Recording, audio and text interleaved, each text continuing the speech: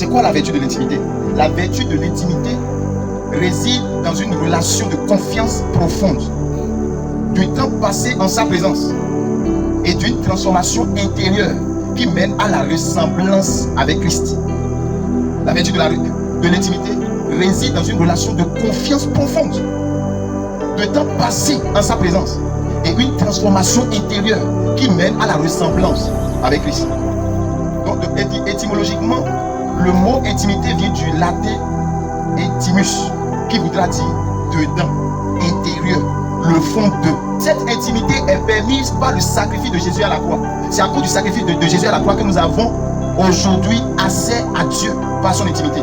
Sinon avant, on a perdu cette intimité. Voilà pourquoi vous allez voir, la Bible dit que dans le jardin d'Éden, Dieu n'a pas oublié Adam et Ève. Tous les soirs, Dieu venait avoir intimité avec Adam et Ève. Dieu parlait avec eux. Et Dieu était à son prochain rendez-vous avec Adam et Ève. Et il a constaté que Adam a mangé le fruit défendu. Et c'est là le malheur est rentré dans notre vie. Et nous sommes séparés de Dieu. Donc le sacrifice de Jésus à la croix a ramené cette relation-là. Donc quand on parle de l'intimité, on parle d'une vie intérieure. Voilà pourquoi la Bible précise qu'avec Dieu, c'est le cœur à cœur. On ne cherche pas Dieu dans la tête, mais avec le cœur. Beaucoup d'entre nous cherchons Dieu avec la tête, par notre sens. Or, la relation avec Dieu est une relation de cœur à cœur, fondée sur la foi, caractérisée par la confiance et la communication. Tout couple qui n'a pas confiance et communication et d'intimité, rien de bon ne peut sortir de ce couple-là. Pour cultiver cette intimité, il faut que nous nous consacrions à la prière, à la méditation de la parole et à l'écoute à sa voix. Voilà pourquoi la Bible dit dans Josué, je crois, 1 chapitre 8, que ce livre de la loi ne s'éloigne pas de ta bouche. Médite-le jour et nuit. Et c'est alors que ton entreprise va prospérer. Et plus tard, quand nous entrons dans le livre de Matthieu 6, verset 6, Jésus dit, si tu veux prier, entre dans ta chambre, dans ton intérieur, et ferme ta porte. Et puis, le Père qui est dans le lieu secret te le rendra. Donc, Dieu veut que nous ayons de l'intimité avec lui. Nous sommes des enfants de Dieu superficiels. Nous n'aimons pas aller en eau profonde. Voilà pourquoi nous ne pouvons pas produire des fruits dignes de la puissance de Dieu. L'église meurt parce que l'église n'est pas en intimité avec Dieu. L'église n'est pas en intimité avec Christ, avec le Saint-Esprit. Nous sommes superficiels. Et personne ne peut produire quelque chose de bon en étant superficiel. Voilà pourquoi vous allez voir, quand Jésus est venu dans la vie de Pierre, au bord de la mer, et il est rentré dans sa barque, il dit Pierre, allons en eau profonde. Et quand ils sont allés en eau profonde, bien aimé, ce que Pierre n'a jamais vu de ses yeux, ce que Pierre, de sa propre force, n'a pas pu pêcher toute une nuit, en journée. Or, normalement, c'est la nuit qu'on pêche beaucoup de poissons. Mais dans la journée, Jésus conduit maintenant Pierre en eau profonde et le miracle se produit. Et plusieurs personnes aujourd'hui veulent des miracles en étant au bord de l'eau. Est-ce qu'au bord de l'eau, tu vas pêcher poisson? Mais regardez ce que Jésus a fait. Jésus a brisé les lois de la nature. C'est dans la journée qu'il a pêché beaucoup de poissons. Or, normalement, tout pêcheur sait, par connaissance, que c'est dans la nuit qu'on pêche beaucoup de poissons. Mais c'est dans la journée, il a même Pierre en eau profonde. Il dit, jette le filet. Vous voyez? Et Pierre dit, sur ta parole. Vous voyez la confiance? Sur ta parole, je jette le filet. Et il a jeté le filet. Et qu'est-ce qui s'est passé? La Bible dit que Pierre a eu beaucoup de quantité de poissons jusqu'à ce que les filets se rompaient. Les barques sont remplies. Le fait que nous n'accouchons pas la gloire de Dieu prouve que nous ne sommes pas des intimes avec Dieu, avec le Saint-Esprit. Nous sommes des intimes avec l'église des 4 minutes seulement, mais pas avec Dieu. Voilà pourquoi nous ne produisons pas de miracles. Voilà pourquoi notre vie n'est pas miracle. Or, en temps normal, dans le royaume de Dieu, la Bible dit que c'est une démonstration de puissance. Et tout citoyen de ce royaume-là doit pouvoir démontrer la puissance de Dieu dans les finances, dans son foyer, un peu partout. Mais nous sommes stériles. Nous ne produisons rien parce que nous sommes superficiels.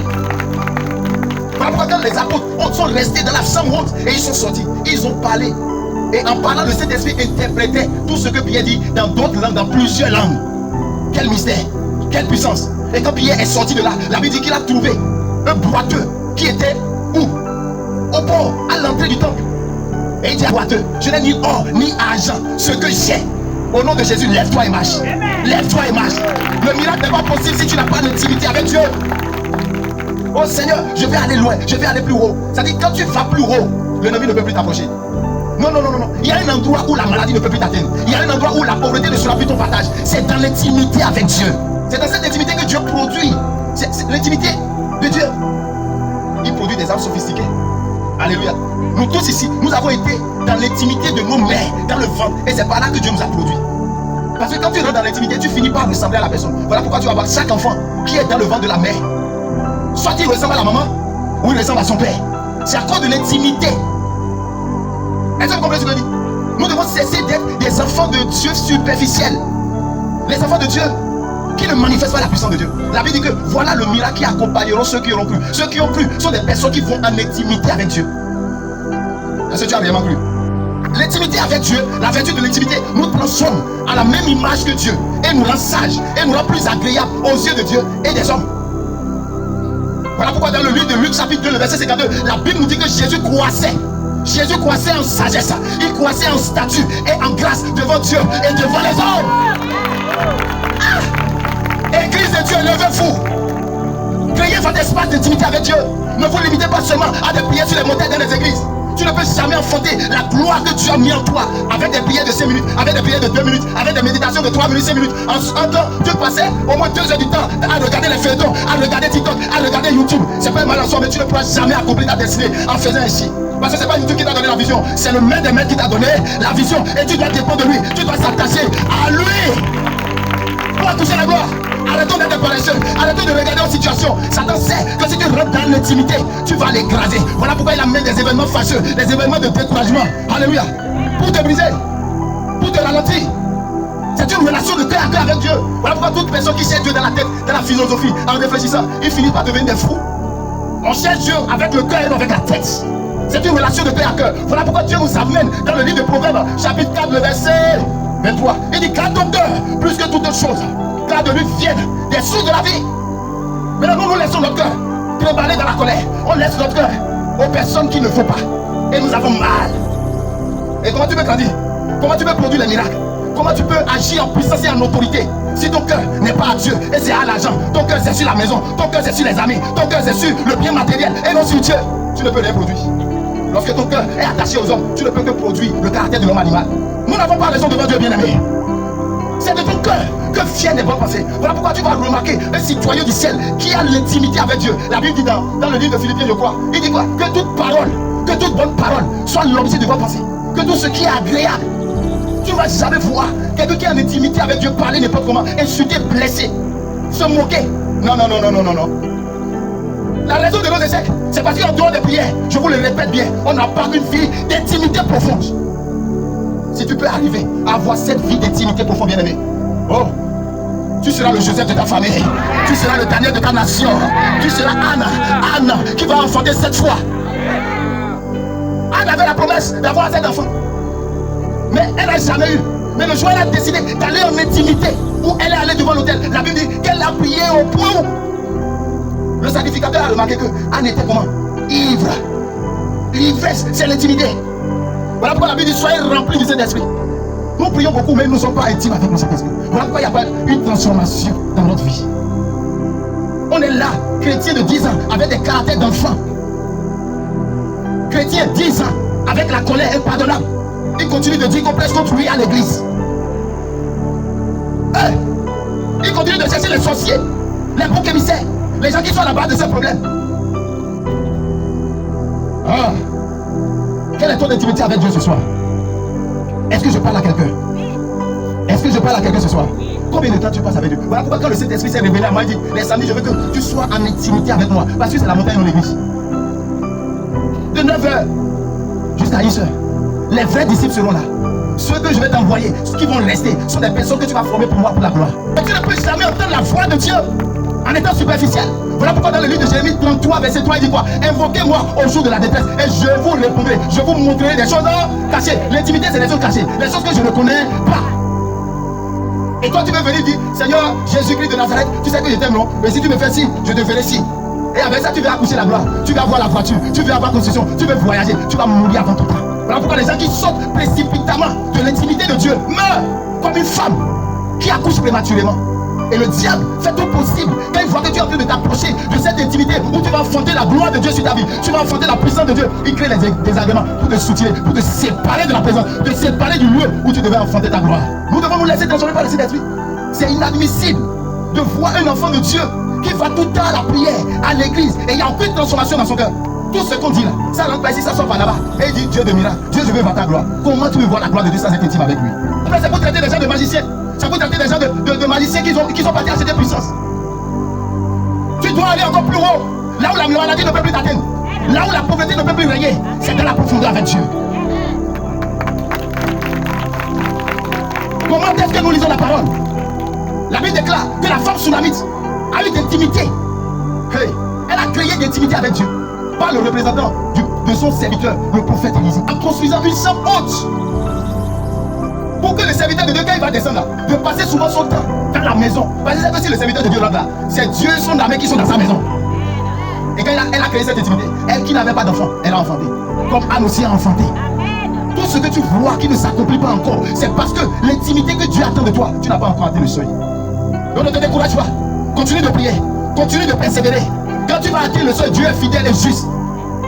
Il te le donnera. Mais c'est en ce moment que nous nous décourageons. L'intimité d'un enfant dans le ventre de sa mère dure 9 mois. Et le Saint-Esprit m'a ramené quelque part qui m'a étonné. Il dit regarde l'iam. L'iam pour être l'iam là.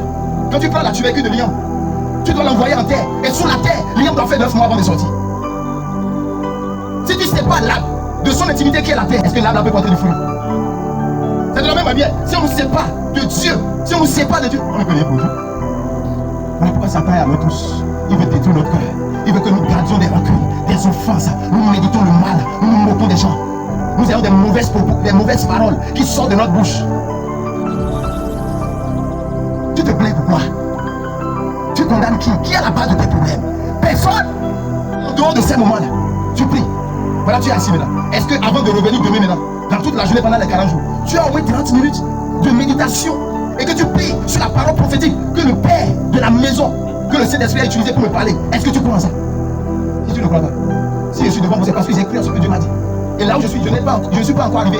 Parce que je me vois au sommet que je n'ai pas encore atteint. Et chaque fois Dieu me dit, il reste encore mon fils. Tu n'as pas encore atteint l'endroit. Et je ménage ma monture. Je m'encourage. Je n'attends personne. Parce que la foi est une question de révélation et de confiance en Dieu. Voilà pourquoi Satan met les bâtons dans nos roues. Il peut t'amener dans les dettes que tu ne veux pas. Mais ne t'inquiète pas. Amène les dettes avec toi dans la présence de Dieu. Tu vas voir que les dettes vont disparaître. Alléluia. Quand Pierre a amené la bague vide en eau profonde, qu'est-ce qui s'est passé? Est-ce qu'il est revenu avec une bague vide? Mais la Bible dit, quand il est parti avec une bague vide, qu'il est revenu avec une bague remplie de poissons. C'est impossible que tu ailles de la profondeur sans rien amener. Ce qui explique nos échecs, c'est la preuve que nous ne sommes pas en intimité avec Dieu. Nous sommes en intimité avec les bâtiments de l'église, la décoration de l'église. Nous sommes en intimité avec les sons et les tam-tams de l'église. Oh, bodo, bodo, bodo. Il a encore fait. Il a changé mon adresse. Oh, quand tu descends, tu vas à ton adresse encore. Alléluia. Et quand tu vois que cette personne, tu leur demandes, allez payer du nom, prier qu'on fait là. Moi j'ai tellement prié, rien n'a changé. C'est normal que rien ne change. Quel péché tu as vu? Il est resté au bord du fleuve et il a pêché poisson. Toutes les bonnes choses se trouvent en profondeur. Voilà pourquoi tu vas voir dans le livre d'Ézéchiel, où le Torah était en train de venir au pied et en genoux. Arrivé à un niveau donné, le prophète Élisée ne pouvait plus, Ézéchiel pardon, ne pouvait plus nager. Et dans la profondeur là, la Bible dit qu'il pêchait de gros poissons. Est-ce que tu vois en eau profonde? Il pêchait de poissons. Et son feuillage restait vert. Il donnait du fruit en sa saison, chaque saison. Ce soir, là où Dieu t'appelle, je sais. Et je te dirai que c'est parce que tu n'es pas encore intime avec Dieu. Oh, j'ai déjà tout fait. J'ai fait toutes les prières. Mensonge, tu n'as pas encore fait toutes les prières. J'ai fait toutes les prières. J'ai fait tous les sacrifices qu'il faut. Mais rien ne change. Tu es sûr? Tu traites Dieu de menteur. Il n'est pas un homme pour mentir. Il n'est pas un homme pour mentir. Mais ni un fils de l'homme pour se mentir. Tout ce que nous savons bien, c'est l'intimité de Papa Toya. Laisse-moi parler ce soir. Alléluia. C'est l'intimité de convoitise. C'est l'intimité sur la vie des gens. Voilà Dieu. Et tellement, ça nous crée de la confusion. On est là. Alléluia. On est là, on se plaint. Voilà ce que Dieu dit dans le livre de Matthieu, chapitre 15. Est-ce que tu es ami du Seigneur? Beaucoup sont des chrétiens, mais ne sont pas amis de Dieu. La Bible dit que Dieu appelait Abraham son ami. Parce que l'intimité d'Abraham par rapport à Dieu l'a amené à avoir confiance en Dieu jusqu'à donner Isaac. Peu importe ton âge ce soir, si tu peux avoir l'intimité avec Dieu, tu vas produire des choses que aucune personne sur la terre n'a pu faire. Et tous ceux qui ont marché avec Dieu dans la puissance, dans la gloire, et les miracles les ont accompagnés sont des gens qui sont entrés en intimité avec Dieu. Voilà pourquoi parfois Dieu crée des problèmes dans ta vie, pas pour te tuer, mais pour t'envoyer dans l'intimité. Envoie ta sérénité dans l'intimité. Envoie ta pauvreté dans l'intimité. Envoie ton chômage dans l'intimité. Et tu verras que les chaînes de la sérénité, de la pauvreté, du manque d'argent, du chômage seront brisées. Voilà pourquoi nous prions. Nous ne prions pas pour arnaquer. Je ne suis pas là pour arnaquer. Je suis là pour te conduire à Dieu. Je suis là pour t'éclairer, pour t'amener dans l'intimité avec ton Dieu, pas avec moi.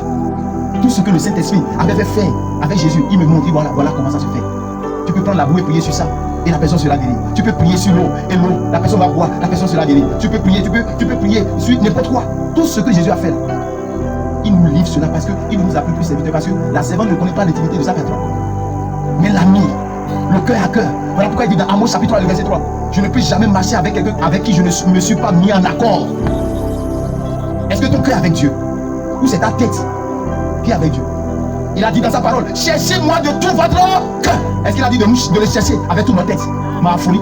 Nous le cherchons Dieu avec notre tête et le cœur est éloigné. Nous le cherchons Dieu avec notre bouche. Nous l'adorons avec notre bouche, mais nos cœurs sont éloignés. La vraie spiritualité réside dans le cœur qui recherche Dieu dans la profondeur. Je te dis, ne sois pas superficiel. Tu seras étonné de voir la gloire de Dieu sur ta vie. Ne sois plus superficiel. Peu importe ce que tu traverses ce soir, amène cette situation, ce problème dans l'intimité avec Dieu et tu verras ce problème va disparaître une fois de bon. L'intimité de chacun va durer selon le temps que Dieu a déterminé à chacun. Alléluia. Gloire à Dieu. Voilà pourquoi il y a des vents et des tempêtes. Il y a des situations qui viennent. Quand tu regardes les situations, si tu te dis de prier, tu vas refuser. Mais quand tu dis non, mon Dieu est plus important que ce que je traverse. Son amour est plus grand, ses bontés sont merveilleuses et se renouvellent chaque jour pour moi. Ah, je dois être dans la ressemblance de mon Dieu. Voilà ce qui t'amène à avoir la foi, le courage, la confiance que celui qui t'a appelé ne t'abandonnera pas. Et les souffrances sont pour un jour. Et un jour, il va dire son dernier mot sur ta vie. Il va enlever le poisson de son intimité qui est le profond. Est-ce que ce poisson va vivre bien, va se développer, va grandir? Mais pourquoi tu veux te séparer de Dieu? Voilà pourquoi l'apôtre Paul a dit rien de ce monde-là ne me séparera de l'amour de Dieu. Aucune profondeur, aucun problème, aucune situation ne me séparera de l'amour de Dieu. Parce que s'il se sépare de cette intimité profonde de son amour, il est cuit. Il n'est plus rien. En dehors de l'amour de Dieu, personne n'est rien. En dehors de sa miséricorde, nous ne sommes rien. En dehors de ses bontés, nous ne sommes rien. En dehors de ses vertus, nous ne sommes rien. Rien et rien, nous sommes que poussière.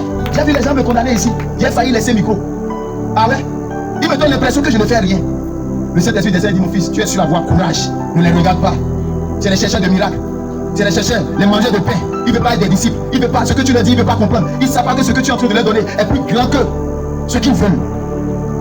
Je préfère faire de toi une personne intime à Dieu que de t'exploiter, de te manipuler. C'est ce que vous aimez. Qu'on vous manipule, qu'on vous mente, qu'on vous dit demain là tu vas mourir pour faire sacrifice de 100 000 et tu vas courir un peu partout et te donner. C'est ce que vous aimez, c'est ce que nous aimons. Des choses agréables à l'oreille, mais pas des choses qui vont nous amener dans la profondeur et dans la dépendance de Dieu. Ne te parle pas de moi, sinon tu vas mourir. Pas parler de moi, pas parler de moi, peut-être que ça va parler de moi. Ah, donc c'est toi ce qui existe sur la terre. Est-ce qu'il y a une prophétie sur ta vie ce soir? Dans l'intimité. Je crois que cette prophétie va s'accomplir. Et d'ailleurs, c'est à cause de cette prophétie que tu as achalé par des problèmes. C'est à cause de cette prophétie que tu as annoncé sur ta vie que les problèmes sont de gauche à droite. Tu dois croire et avoir confiance en celui-là qui t'a donné la prophétie. Et quand tu crois, tu t'en vas dans l'intimité avec Dieu. Tu pries. Tu dis à ma femme, crois-moi, la voix de Dieu qui m'a parlé là. Chaque prophétie s'accomplit toujours par le contraire. Donc je suis sur la voie. Je ne dois pas me décourager. Je dois continuer le nombre de temps qu'il faut. Qu'est-ce qui va me perdre la joie? Parce que je n'ai pas d'enfant? Parce que je ne cherche enfant, je n'ai pas? Je peux te dire, bien aimé, cette intimité m'a coûté 7 ans pour avoir enfant.